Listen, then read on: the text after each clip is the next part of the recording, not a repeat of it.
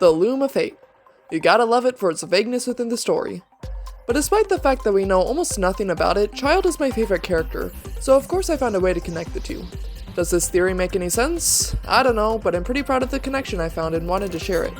So to start off with, what do we know about the Loom of Fate? The Loom of Fate was first brought up in the We Will Be Reunited Archon quest, where it was revealed to be a sort of fate-weaving mechanism. After all, a loom is something that is used to weave threads into cloth. The connection between fate weaving and the Loom of Fate is further supported by Dainsleif's line from the Travail teaser. Then, the threads of all fate will be yours to reweave. So it can definitely be said that the Loom of Fate is something that allows people's fates to be changed. However, it was also revealed that the Loom of Fate is a large operation being led by the Abyss Order, part of which involves turning Osial into a mechanized god. Now, this was where the gears in my head first started to turn, and you can probably see where this is going, but I'll come back to it later. The Loom of Fate was kind of left alone for a while after that, and wasn't brought up again until the Kari Bear Archon quest. There we met the Sinner, or the weird purple crystal thing. The Sinner changed the fate of Kari Bear, the son of the founder of the Abyss Order, who then became the Loom of Fate. Whatever the heck that means. I'm certain Hoyoverse is leaving this a mystery on purpose, so we'll probably find out later. And that's all we really know about the Loom of Fate so far. Like I said, it's not a lot. What you need to remember for the sake of this theory is that it is something being used to change people's fate, it's an operation being led by the Abyss Order, and part of that operation includes turning Osial into a mechanized god.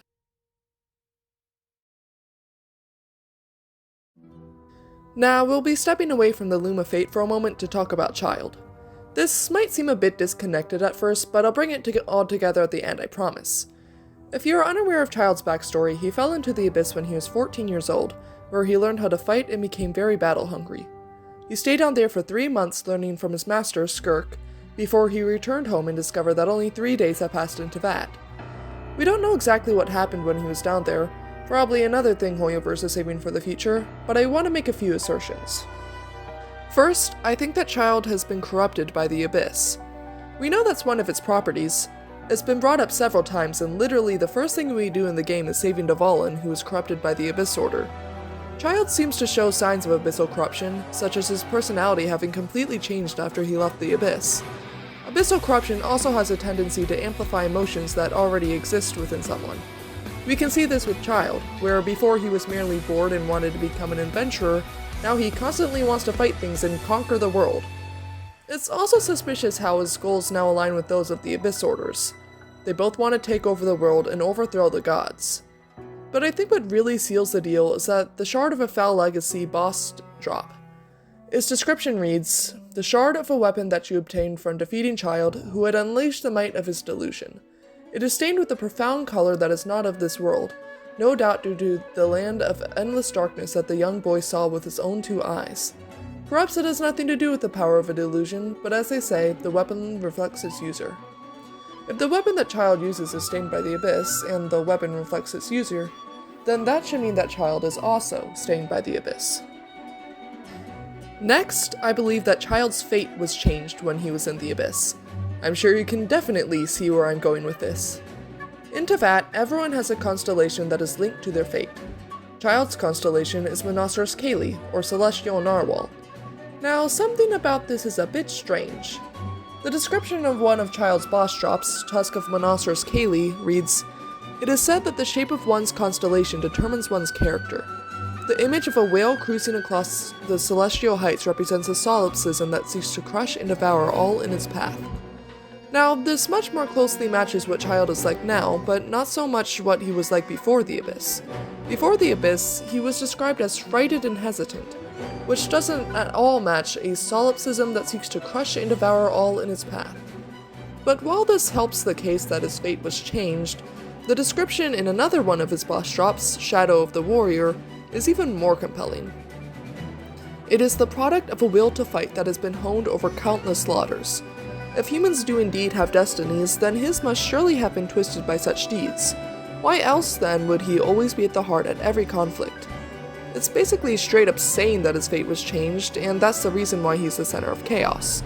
Its reasoning is a bit different, but it should also be noted that the descriptions of Childe's boss drops are a bit misleading. They all start with something that you obtained from defeating Childe, who had unleashed the might of his delusion. But we know that his foul legacy transformation is something he learned from the Abyss and is separate from his delusion. Shard of a Foul Legacy actually questions that Childe's power comes from a delusion and suggests that it might be something different. My theory on why all his boss drops mention the delusion is that that's what the Traveler believes.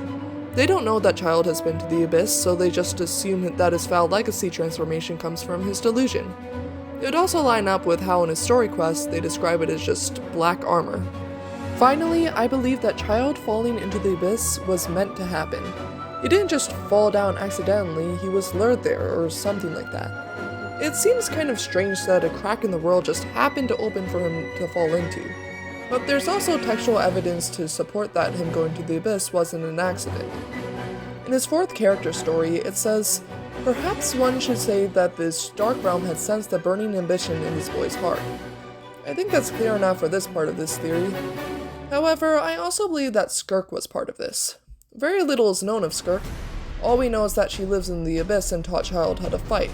I could speculate more about her, but that's better saved for another video. Anyway, something in Childe's archive entry caught my eye.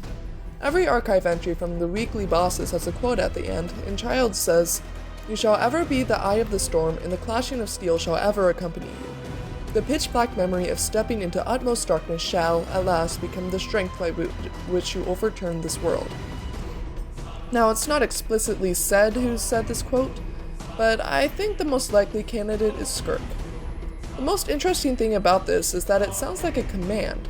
She is telling Childe, who at this time was still Ajax, that this is the way it is going to be from now on, as if it's all part of a plan. So that's all I have for this section. To recap the most important points, Childe's goals align with those of the Abyss orders, Childe's fate was likely changed, and Childe was brought to the Abyss for a reason.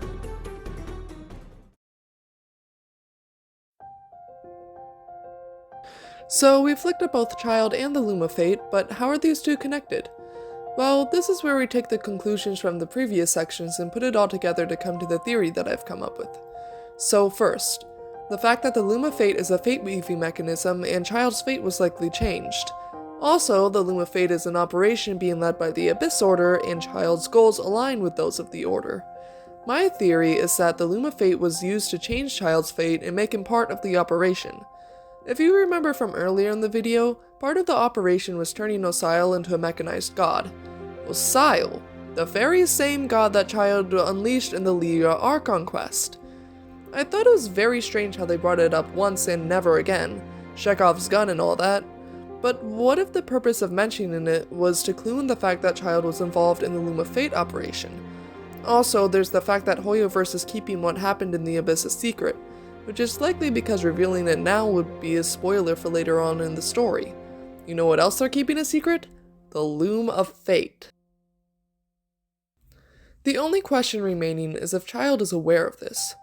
I think it could go either way, but my money is on him not knowing what he's roped into. After all, it was mentioned in his collected miscellany that he doesn't fully understand the power that he has.